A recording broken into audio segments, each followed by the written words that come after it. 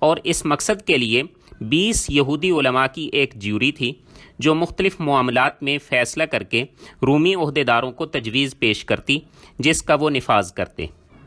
جیسا کہ پہلے بتایا جا چکا ہے کہ یہودی علماء اپنی مذہبی اجارہ داری کے خلاف حضرت عیسیٰ علیہ السلام کو خطرہ سمجھتے تھے، لہٰذا ایک دن ان کے کچھ علماء آپ کے پاس آئے اور آپ سے مختلف نوعیت کے سوالات کیے۔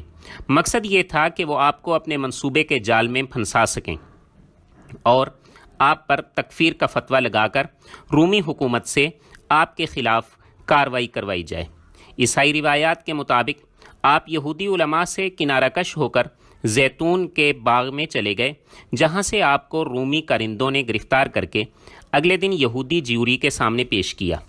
انہوں نے بڑی عجلت میں آپ کے لیے سزائے موت کا فیصلہ کر دیا۔ فوری طور پر رومی حاکم سے اس کی منظوری لی گئی